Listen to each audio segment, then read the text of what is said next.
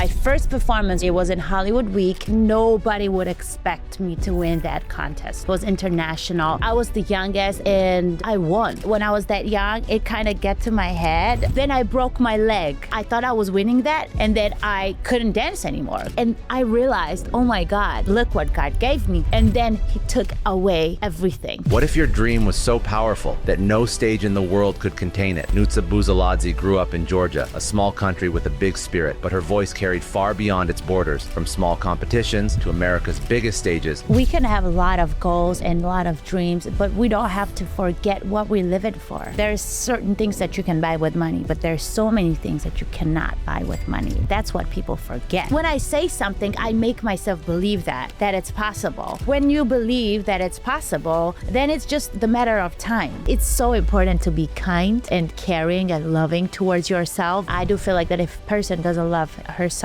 then she cannot love anybody. So all starts from within. She turned rejection into resilience and resilience into success. Her story is about chasing the impossible and proving the world wrong, one performance at a time. This is Nutsa Buzaladze.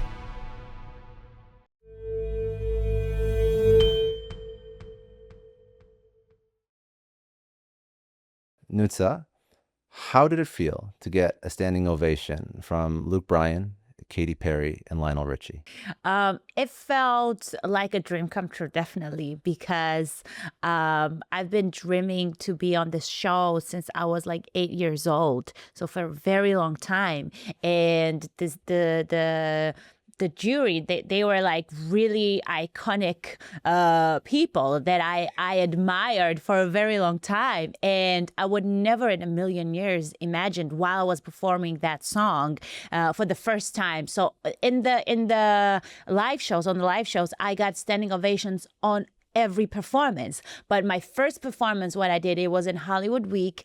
And when I saw Lionel Richie like doing wow things like that, and then I saw all of them standing up and Clapping, giving me standing ovations, I was crying the whole day. I couldn't stop because I felt I felt like such a big gratitude because of this moment. Because one thing is when somebody does something to you, right? Or like somebody calls you that. But the second is when you reach out to every single person and you do everything on your own, it feels different than like every success, every small step even feels different. Well, I was going to say that moment, listen, when I was watching that moment on YouTube, and that was wild because, listen, I've seen American Idol and not everybody gets that kind of reception from the judges, right?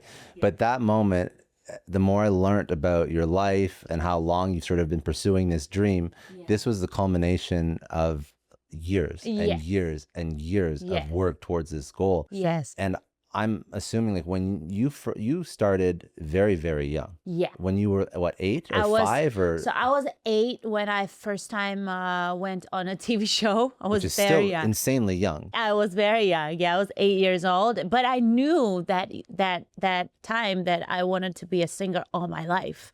And it never changed ever. Like there is not a single profession that I would trade in to have. Like singing as my first priority. I can be actress, I can be dancer, I can be entrepreneur, I can be producer, I can be songwriter, but performing is something that I love to do. Back 8 years old, how did you know that this is what you wanted to do? How did you know that this was your obsession and your focus and just what you were put on this earth to do? Oh, well, because I had a lot of energy since I was a little kid, a lot of energy. And I would, like, when I would look at the singers on TV, we had MTV, right? So when I would look at this music videos and just like, I would always act as if I was on that music video, or if I was given an interviews, or if I was and every week I would put a show for my family and for my neighbors since I was like 6 years old. So, and like for 2 hours, like I was not getting tired. And my mom was always very concerned about my health because she was like, no, like she's like breathing like that, like she's getting tired. But like I'm like, Mom, no, stop it. I love it. I want to continue singing. So it was like they couldn't stop me from singing since I was a little girl. I was like, I have to finish my concert.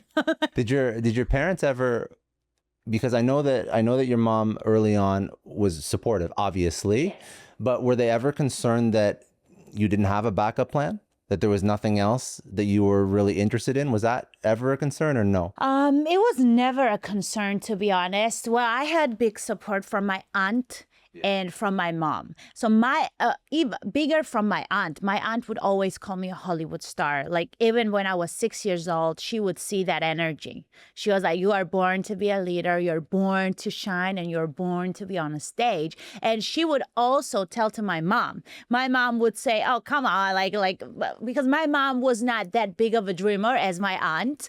But then my mom also became very sure of whatever my aunt would say, because like she was all the way with me with all this baby steps we did together, me and my mom, and she was always there, and she saw every struggle, every win that I had, and everything that I was telling her that I would do, I did. So my mom is my biggest, and my mom and my aunt, they are my biggest supporters ever. That's so important too. It's very important. It's like, I think that a takeaway just for parents is like the ideas that you put into your kids. Yes. That forms their whole life, for good or bad. Yes, 100%.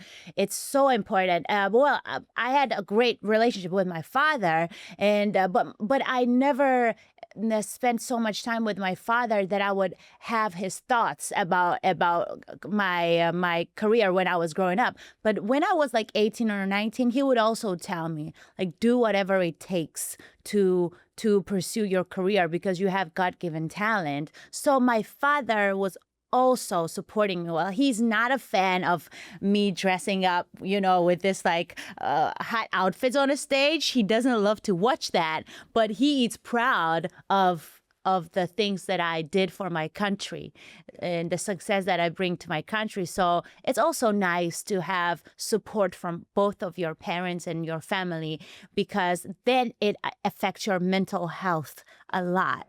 So obviously your aunt, your mom, super supportive, but when was a moment in your life, because you've had so many wins along the way, like you mentioned before, like every time you set your mind to something, you just sort of accomplish it. And I don't want to gloss over the fact that there was an insane amount of hard work behind accomplishing each one of those things. Nothing came easy. But when was the moment when you in your mind, what was the thing, the competition you won, the TV spot you booked, when you were like, singing is my life, I have unbelievable trust in myself now to do this? Yes. It was when I was 17. It was that night when nobody would expect me to win that contest. Nobody ever would expect me to win that. I was 17. I was the youngest in that competition. It was international. It was like a lot of singers, like 33 singers. And I was the youngest, 17, because you were allowed to compete after you're 17. I was the youngest, and I won that competition. And I was like, it was so unexpected. This was my first big win because I won 50,000 euros. That's good for 17. When I was 17 years old. Yeah. So I kind of this was my first time dealing with money, that big of a money, because I started earning money when I was 16. So I also won a TV show when I was 16. So like I won some money, but not that big. Well, I did birthday for my mom. I did birthday for my, I did the small wins, but 50,000 euros for 17 years, I was still at school. So but you know what I started? I think that when I was that young, it kind of get to my head a little bit, because I got so famous and I had money. I was famous. I was young. And then I wouldn't listen to my mom. that much anymore. I'm like, Mom, you don't know. You don't know. Like, let me do it. Let me think. Like, whatever advice she would give me then, I kind of became, you know, a little bit aggressive to my mom. So we also, me and my mom, that 1 year, we also had a little bit hard time because I thought that, oh, because I'm winning so much and now I'm on Dancing with the Stars and, you know, I'm dancing and I'm going to win that also. And then I broke my leg on the competition. Oh my God. So it was, I think, God telling me that you got to stop. Because it was too much in my head. I was like, oh my God, I'm so good, you know? And when you say that I'm so good, you are done. You know, you never have to be satisfied with yourself or with your talent or what God gave you because he can take it. And he did took from me. I got like, then like, after that, I broke my leg. So I Dancing with the Stars, I thought I was winning that. And then I couldn't dance anymore because I was laying in bed for 1 month with my broken leg. So it was such a hard, and I realized, oh my God, like I was the kid going to church every Sunday and look what God gave me. And then he took away everything, you know, in that period when I broke my leg. And then I had to start over again. It humbles you. It humbles wild. you a lot. That's a wild timeline. Yeah. That's almost a little bit spooky because the second you're successful, you get like the ego, like get into your own head. Yes. And then all of a sudden, like you're not like disrespecting your mom, but you're not, you know, the same level of relationship as you did. Yes. And it's so hard. And then break your leg. And it's like, God is just telling you like, listen, you have to, okay, this is what I gave you. Slow down. Don't disrespect the people that supported you on the way up. Yes. Which competition was that? Because obviously that was still in that was still in Georgia. Yes. And it's interesting how at that moment, obviously, you're probably second guessing, like, okay, so what am I going to do? I broke my leg. I'm out of the game for a little bit. You're not obviously completely out of the game, but what I find interesting is right after that, or closely after that, is when you took your biggest sort of career leap. Yeah. And you're killing it in Georgia. And for everybody that is listening, this is Georgia that's very close to Russia, not obviously Georgia in the US. And you're killing it in Georgia, but then you're like, I'm sort of a big fish in a small pond. Yeah. That's probably the best analogy. Yeah. I'm going to restart and figure out how to dominate in the US. Yes. What makes you want to take that move after such a major setback? After that setback, first I went to Turkey. Because I know Turkish also. I can sing in Turkish also because I grew up there also. My aunt was living there. So I was like spending my holidays always in Turkey. So I went to Turkey and I went also to finals of the Voice of Turkey. So I was 18. That was after that setback. And I was kind of a little bit chubby that time. So I was not really feeling so confident, but I did my best in that competition. After that competition, I went to Russia's competition again. And then I went to Albania's competition. So I was like always like trying to showcase my talent and trying to, you know, get the deal with the producer and do my album and do my songs. Because in Georgia, it was impossible. I couldn't find anybody. But I still produced my album in Georgia and I released it when I was 22. But I knew that with this baby steps in these countries, my neighbor countries, I would get to the bigger one. And after Dubai, after I was living in Dubai was my last stop, I could say, before coming to US. So after Dubai, I decided that I was telling to my friends also when I was in Dubai, next year, I said, I'm going to go to US and I'm going to stay there. That's what I was saying. You just said it. You just like spoke it into existence. Yeah. Well, because when I say something, I make myself believe that it's possible. So when you believe that it's possible, then it's just the matter of time. So I learned that you are, I think, one of the only, definitely the first non-Americans to get onto American Idol. Yes. I guess like it makes sense that they don't look at a lot of non-Americans. It is called American Idol. Yes. So And I would only assume that it's a difficult thing because like now there's like work visas and issues So like many with things. that because Yes. if you But I want had if you want to go and work in America as a singer, you have to get extraordinary visa, which is one. which is called like alien visa. So if you have some extraordinary talent, then and you're gonna show them this is what I've done, this is what I've done, and I want to do the same in America. And so it's like you want to do good in the country, right? You want to create some music, or you want to do concerts, or you want to perform, whatever you want to do, you have to have that visa. So this is actually the same visa I had to get to come down from Canada. Yeah. But it's a lot of work to get that. And I know, but I got it so quickly and easily. I thank God every day. It was meant to be. It was you say quickly and easily, but also you've been doing the work since you were 8 years old. That's true also. But I do feel that everything I do, if I do it the right way, and if I do it with my humble self and with good intentions, then God really helps me. You know, I do have that feeling a lot, because there are some things that happened into my life. Even that visa thing, it was like I got the answer. So I had very short period of time, and American Idol wouldn't allow me to compete if I didn't have that visa. So I had the tickets booked. I had everything booked already. And they were like, we don't have the answer that you have it now, you cannot come to sing the live show. You cannot. We are not allowed. No, they'd be in trouble. So I literally had that one night because the next day I had the flight. So that same night, when it was like coming morning already, when it was like coming the next day, I got the email confirmation while I was speaking to my friend and nagging that, oh my God, if I'm going to lose this opportunity, I'm going to die. And I get the email confirmation. It was the quickest the visa answer that I've ever received, I think, in my life. And they were even shocked. And I'm like, and that's when I had this thought, oh my God, this is, I think, destiny. Like, this is meant to be. I have to do this. There has to. That's wild. That's wild. So there's been a lot of very like interesting, like serendipitous God moments in your life. I had a lot. Yes, I had a lot. And when I disconnect and when I start acting, oh yeah, I deserved it. Oh yeah, I'm so great. Oh, I'm so good. Oh, I'm such an amazing.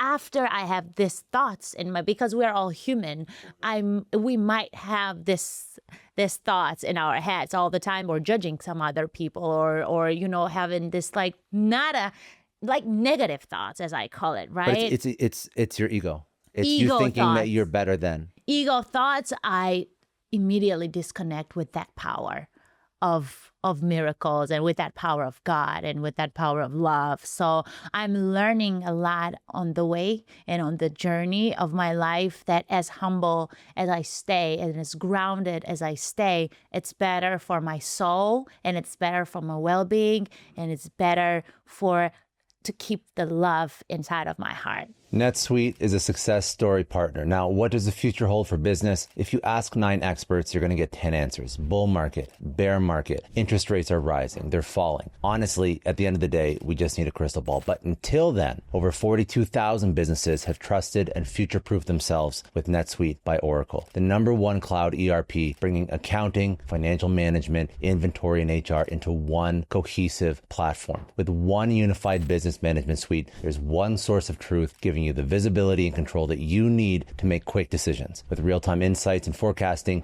you're peering into the future with actionable data. And when you're closing the books in days, not weeks, you're spending less time looking backwards and more time on what's next. If I needed this kind of business management system, NetSuite is exactly what I'd use. So whether or not your company is earning millions or even hundreds of millions, NetSuite helps you respond to immediate challenges in your business and seize your biggest opportunities. And speaking of opportunity, you have to download the CFO's Guide to AI and Machine Learning. The guide is free for all listeners. That's netsuite.com/Scott Clary. Indeed is a success story partner. Now, say you just realized your business needed to hire someone fast. How can you find amazing candidates fast? It's easy. Just use Indeed. When it comes to hiring, Indeed is all you need. Stop struggling to get your job post seen on other job sites. Indeed Sponsored Jobs helps you stand out and hire fast. And with Sponsored Jobs, your post jumps to the top of the page for your relevant candidates so you can reach the people you want faster. And it makes a huge difference. According to Indeed data, Sponsored Jobs posted directly directly on Indeed have 45% more applications than non-sponsored jobs. Plus, with Indeed sponsored jobs, there's no monthly subscription, no long-term contracts. You only pay for results. There's no need to wait any longer. Speed up your hiring right now with Indeed, and listeners of this show will get a $75 sponsored job credit to get your jobs more visibility. Just go to Indeed.com/Clary right now and support our show by saying you heard about Indeed on this podcast. Indeed.com/Clary. Terms and conditions apply. If you're hiring, Indeed is all you need. People believe a whole bunch of different things. Yes. But I think that if you don't believe in some sort of spirituality and you think that you're the only thing that matters, if you believe that you're sort of like top of the totem pole, I think it's very toxic. I think that having that kind of ego, and something happens then and humbles you. it always does. Always. It always does. And then you gotta wake up and see what really matters. And you have to really see that we are all equal. We have to treat each other with respect and with love, and we don't have to think that we are better than somebody else just because we had this opportunity. And we have to try to help them to get that, because one time somebody helped us, so it's a lot of things definitely that I'm learning every day. So this is why I hate the idea of self-made. I don't like the idea of self-made because it doesn't matter what you've accomplished. Doesn't matter how hard you've worked. Yes. Whether or not it's your parents, your friends, customers, investors, like there's always somebody helping someone you. helped you in some way. Yes. It's impossible to do anything without other people. Exactly. But also I think that you cannot really preach that because then people are going to get lazy. So I always say that I had the initiative first to go for it. Like you have to have that motivation to go for it and try it out and ask for help. I asked so many help in my life, so many. It's crazy. Some people would be shy to ask, but I'm not shy because I'm like, why should I be shy because of something that I feel like is right and I feel like it has to happen? So many helps I asked. I love it. So the reason why I mentioned that you called yourself a workaholic is because I don't want somebody to just think that things were handed to you. No. At all. Because that's like I've seen, like now I've sort of like gone down the rabbit hole and I've learned your story. You work so fucking hard. And I think that that's the other half of it, right? So there's opportunity, say there's miracles, say there's things that just seem to work out. Yes. But on the other side of that, like you mentioned before, you asked for a lot of help, but also you put in the reps yourself. Yes. What is your thought about like workaholism or just putting in the work? Like, how do you look at, if I want to accomplish something, what are the steps that I'm going to take to get there? Like, how do you look at, I want to win, American, well, you didn't win American Idol, yes. But you got on American Idol and you got to the final. Even for Eurovision, like you have a project, you have something in your sights. Yes. And there's I have a whole bunch of places where you've performed, which is just like fucking phenomenal. Lakers games, Times Square, Eurovision, we mentioned. Yes.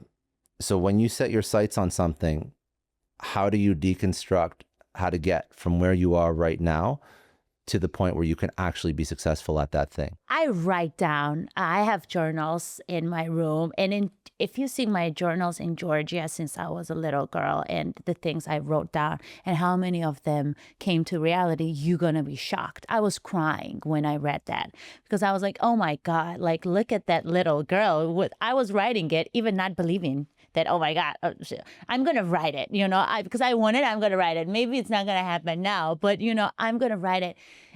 Writing and journaling really helps me a lot because it helps my mind to kind of calm down and write a plan how to do it. Obviously, I don't have the 100% plan. I don't know how to achieve that thing exactly, but I know that if I'm going to be feeling my 100% energy, which is working out, eating well, dancing, keeping myself busy, and working on myself, because I feel like that if I'm not working on myself, then I lose the fire inside of me. So it's very important for me to work on myself, to work on my vocals, to work on my dance moves, to like, I also started taking acting classes. So I have to be learning something. So you're constantly upskilling. I constantly have to do that. And I don't want to show it to people. Like I don't like to like show off or brag about it, because it's something that you have to do in the backstage, you know. And if I don't do that, I really feel like that I am like becoming very, how to say, like not so like I'm not shining from Yeah, you're within not at your anymore. best. I'm not at my best anymore, and I feel like, oh, like I don't like this feeling. I have to start moving. I have to do something. But it's good because the work that you do and the practice that you do is aligned with what you love. Yes. So yes. it's not work anymore. I hate doing, if I do something I don't love, I hate it. But there are some things that you have to do that you don't love in order to get something that you never had, right?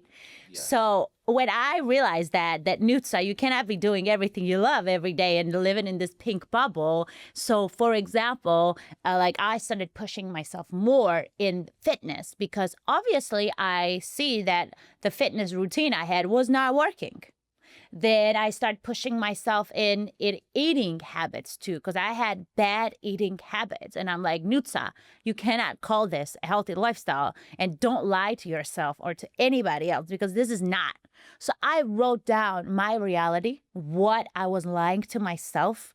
And I said, I have to improve in those things. And then let me see if I can achieve or not. Because for example, I've been writing for like 9 years or 8 years. I want to have this like perfect body, my dream body that I have. But guess what? I was not making any steps consistently. Yeah. I would take steps for 1 month and then give up. Then second 2 months and then give up. And it's not like, I've realized that in order for me to get something, it's so important for me to stay consistent and never lose spark. Well, I was going to say also, like one thing that I love that you're saying is, yes, you have your craft, which is singing, yes, but you also understand that like you're trying to sort of master all the other aspects of your life. Yes. Like I think a lot of people, what I don't think is good is when they only focus on that one area of their life. I see it a lot with entrepreneurs. So they're very good at making money. They're very good at building a business.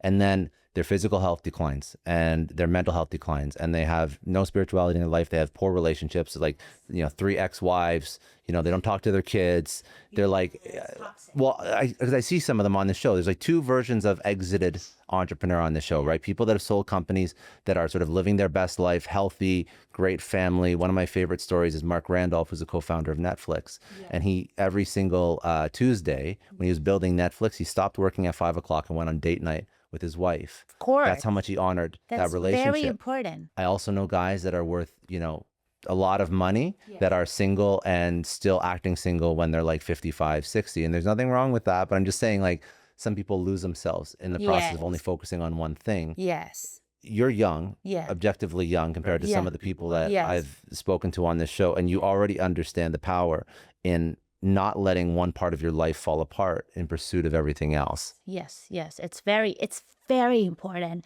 because we can have a lot of goals and a lot of dreams, but we don't have to forget what we live it for. I mean, the money, the obsession about money that people have, yes, it's good because we want to have a good life. There's certain things that you can buy with money, but there's so many things that you cannot buy with money. That's what people forget, because they become so obsessive about it. For me, the biggest foundation is the family, and that's why I'm 28, and last year I said that next year I'm gonna get married, because I already felt that I'm ready to create a family. I partied a lot. I've seen a lot of countries. I've traveled alone or with boyfriend, but I felt that now I'm ready to take next step in my life, and I got engaged. I saw that. Congratulations. Yeah, thank you so much.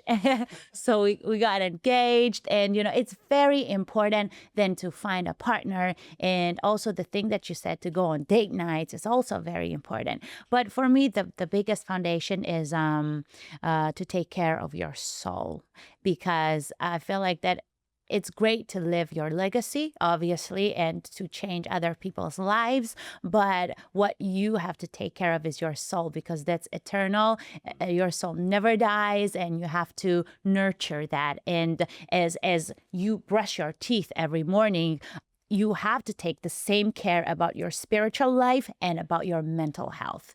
When you talk about not losing your soul, not losing your mental health, which is definitely part of this whole equation for sure. What does that really mean to you? And then how, because you mentioned before, you got 50 grand when you were 17 years old. How did I've you been not there. let this happen to you? Well, I think you have to kind of experience it on your own, because when you experience it on your own, that's when you take action, and because you want to get out from that state of mental health or whatever is going on in your life.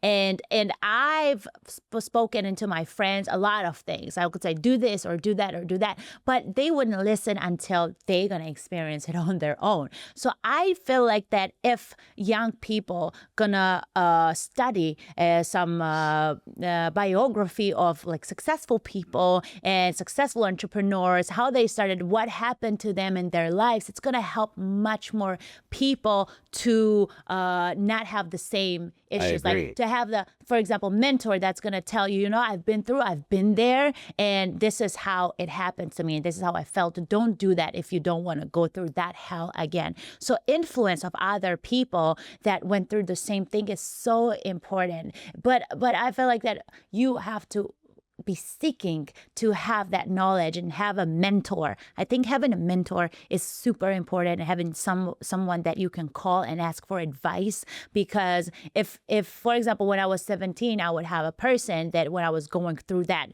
thoughts in my mind, I would like openly tell to other person that been through that and has more experience than I had. Definitely would have But helped also me. not just mentors in like a business context. Like mentors in like how do I approach life? How do I find the right people to spend time around? How do I not lose myself? How do I not let my ego get out of control when Yes, but always when I have even small problems in my life or something that it's hard for me to deal, in the family or outside of the family or my career, or sometimes I feel stuck, for example. Sometimes I feel like I'm putting so much work, but where is it going? I do have sometimes this questions, but then when I do have these questions and I ask them and I answer them, I spend time with myself. I call to my priest a lot. I spoke with my priest.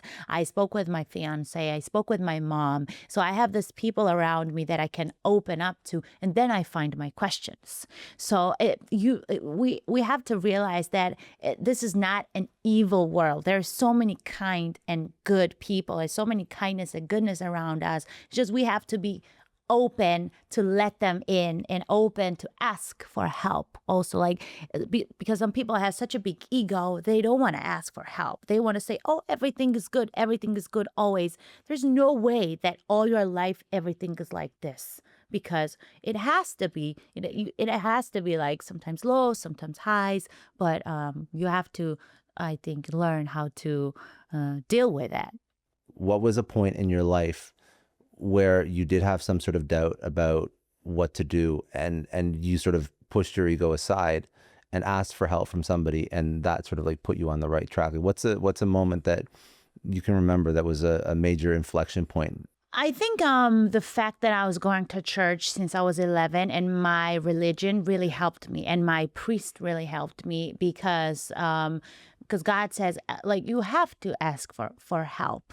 I'm not telling you to ask for millions or something like small help, whatever you need in life and in different Parts of your life. yeah, it really helped me. But my biggest motivation, to be honest, was my mother. So she gave me the biggest, because when I was growing up, my mother was a single mom. My aunt was helping us a lot, my grandfather, my uncle, and everybody, right? But since I saw like how good of a person she was, and she would always do so good and so kind for other people, my biggest motivation was to make her proud and to make her happy and to do everything for her, that so that she has the life that she wanted to have. And that was my biggest motivation, to be honest, to do everything in my power to have that life that we dreamed of. Because me and my mom, we were like a team. I love that. And we were always going everywhere together. And she was my biggest inspiration and my biggest motivation to do whatever I did in life. ShipStation is a success story partner. You know what separates successful online businesses from literally everyone else? It's not just having great products. It's delivering an amazing shipping experience that keeps customers coming back. All of my friends that run the biggest e-commerce companies, they use ShipStation, and it has completely transformed how they handle orders. They save thousands on shipping costs thanks to their rate chopper tool that finds the best discounts. And what makes ShipStation brilliant, you never need to upgrade because it grows with your business no matter how big you get. And they offer discounts up to 88% off UPS, DHL Express, and USPS rates, and up to 90% off FedEx. It integrates seamlessly with every selling channel you're already using, and your customers get branded tracking updates to keep them happy and informed. When shoppers choose your products, you turn them into loyal customers with cheaper, faster, and better shipping. No credit card required. Cancel anytime. That's ShipStation.com, code SuccessStory. HubSpot is a success story partner. Now, the future of business is happening right now, and you don't want to miss it. That's why you have to be at Inbound 2025. They are bringing together the brightest minds in marketing, sales, business, entrepreneurship, AI for 3 incredible days in San Francisco, the global epicenter of innovation and technological disruption. Picture this. You are learning directly from Amy Poehler about creative leadership. You're getting AI insights from Dario Amodi, who's literally shaping the future of artificial intelligence. Here's what makes Inbound special. It's not just the great keynotes. You're going to dive into breakout sessions where you can immediately implement what you learn. And plus, San Francisco's legendary startup ecosystem provides the perfect backdrop for networking with all these great entrepreneurs, decision makers, industry leaders, peers who are actively shaping the future of business. From September 3rd to 5th at the Moscone Center, you're going to be surrounded by forward-thinking professionals who turn insights and ideas into breakthroughs. Don't just watch the future unfold, be part of creating it. Visit inbound.com/register to get your ticket today. You mentioned your mom being a source of motivation. When you're going through some of the more difficult times in your life, what was something that sort of carried you through? Was you mentioned God, you mentioned your mom, you mentioned like working hard. Is there anything else that you lean on that really helps you through hard times? I think also the fact that I worked so hard and I've been through so many things that gives me motivation to keep going to my goal, because I always think, oh my God, I always go back and think where I started. And then when I feel and see where I am right now, this gives me the biggest motivation to never give up. Because I was like, oh my God, Nutsa, you've been through so many things and you passed that.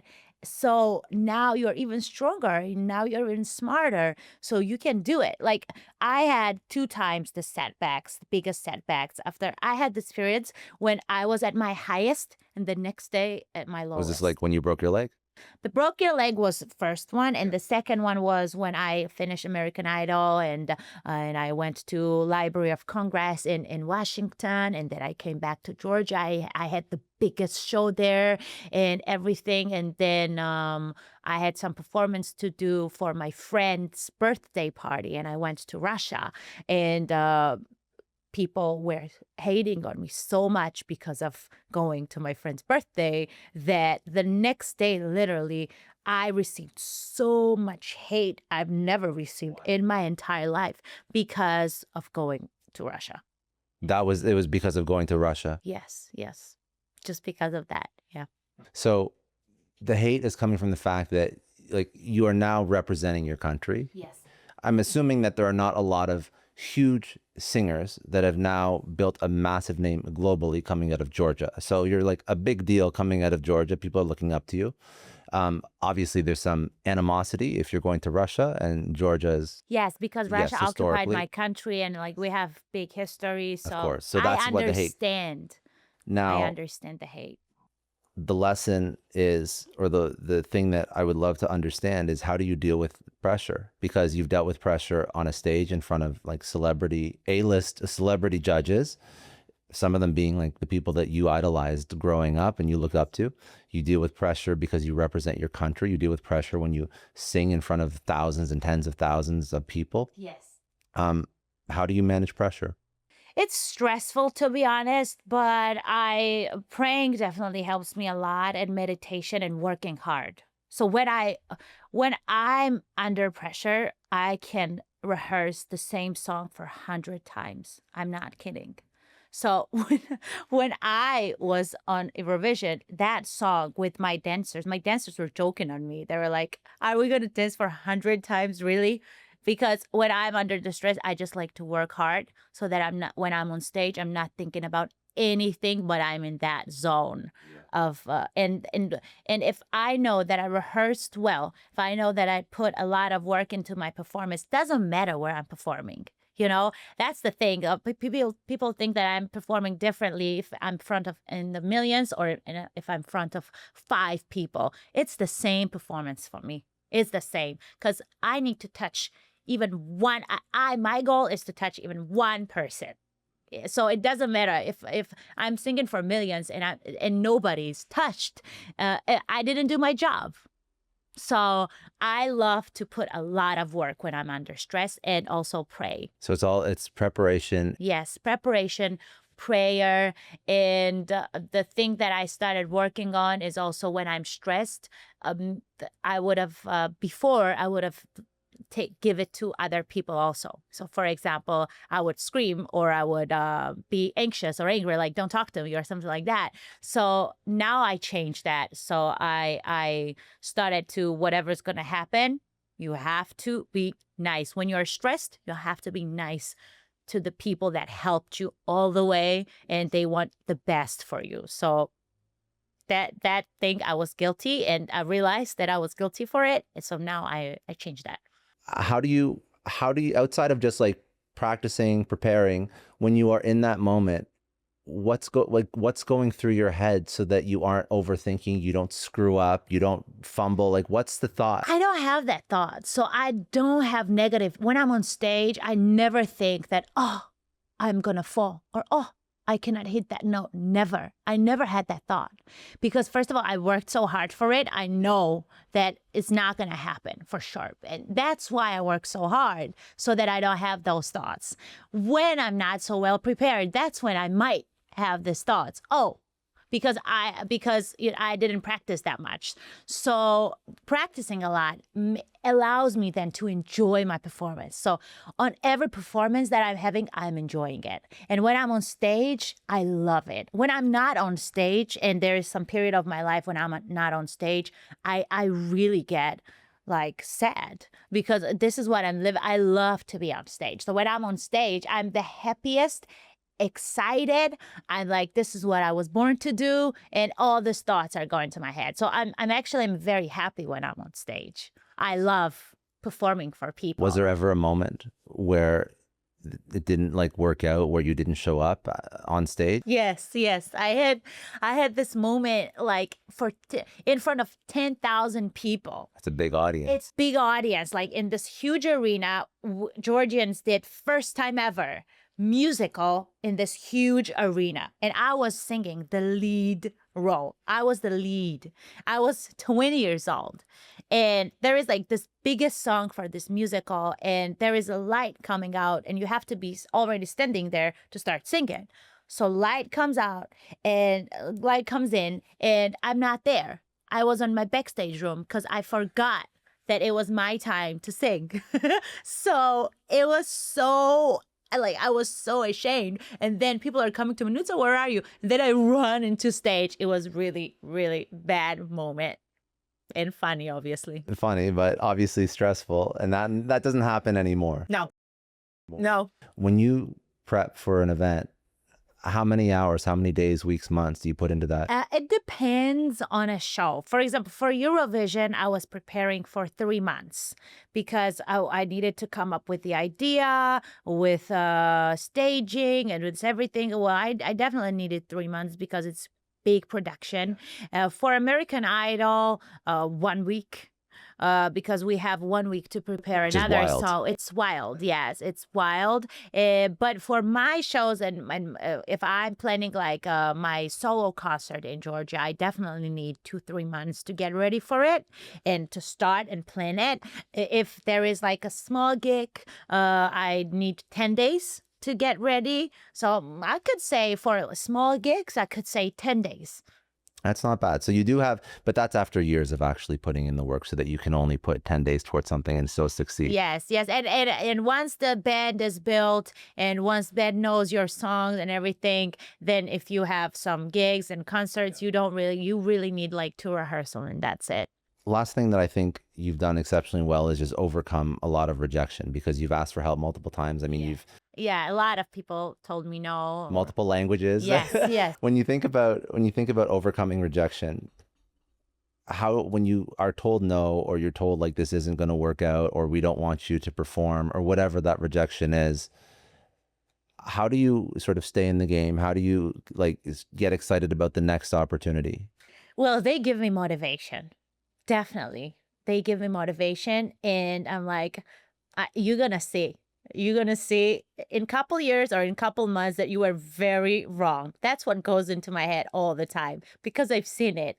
Like there's so many people that didn't thought that I would achieve so many things and I don't even remember them to be honest, but they see me everywhere now. And I truly believe that you have to have that attitude that you know what, you are wrong. It's not that no, you're right. I would say thank you, and it doesn't hurt my ego if somebody doesn't like me or doesn't like the idea or doesn't like what I'm asking. It doesn't hurt me at all. It's their point of view. Everybody is different. You cannot have the same mindset as I have, or you cannot believe the same things I believe in. And I'm totally okay with that. So if I'm going to ask you something and you're going to say no, I'm fine with it. I understand. You have different point of view. I have different point of view. But there are many people that's going to like my idea and believe in me, or like there's many other people. You connect with other people. I connect with other people. There's plenty of people in the world. There's nothing to get mad or sad about. I just move on. What would be the hardest lesson that was a useful lesson for you to learn, but you would never wish that lesson on anyone else because it was so difficult? Yeah, I would say having an ego and after some success that you dreamed of, thinking that you're on the top of the world and you are the best, it's not good. Because it really, if something's gonna get to your head and you're gonna have those thoughts, it's gonna make you feel depressed, and it's gonna make you life is gonna humble you really fast, and I don't like that because something happens in your life so unexpectedly, and nobody is guarded from that because God sees everything and your intentions, your thoughts, and everything, and it's kind of like spiritual battle in this world right now. I feel like of bad and good, and we as humans, I think we always have to strive for kindness and love and goodness. It's hard in this time. It's really hard, especially with social media. It made people jealous and envy of each other, and I felt that and also judgmental. People are very judgmental, and I feel like that. When I'm judging other people, myself, when I judge other people, I feel like that some joy from my life is taken away, I agree. Like some joy goes away and you kind of feed yourself and your soul with some negativity before what? Why? And that's, I realized that one. And I don't want anybody to do that ever again because it's so easy. We see all these pictures and all these people around us and we always judge them. Yeah, I know. Why don't we stop judging? You've had tons of like mentors and people that have helped you along the way and whatnot. What would be one piece of advice from a mentor that's really, really changed your life? I would definitely say to... Well, my first mentor that I had told me that when you achieve your success, also help other people along the way. So I would say that, yes, because she told me, I remember, and I wouldn't see that because, oh my God, like now I'm struggling so much to achieve something. How am I going to be able to help other people along my way? Because I have so many things to do. But she was so right because she helped me in that she was a very famous singer in Georgia and she helped me a lot in that period of my life. And she told me that. So like whatever has given to us, it's a blessing, but we don't have to forget also to share with others that needs it. If you could only pass on one lesson that you've learned to your kids, because it's the most important thing that you've ever learned, what would that lesson be and why?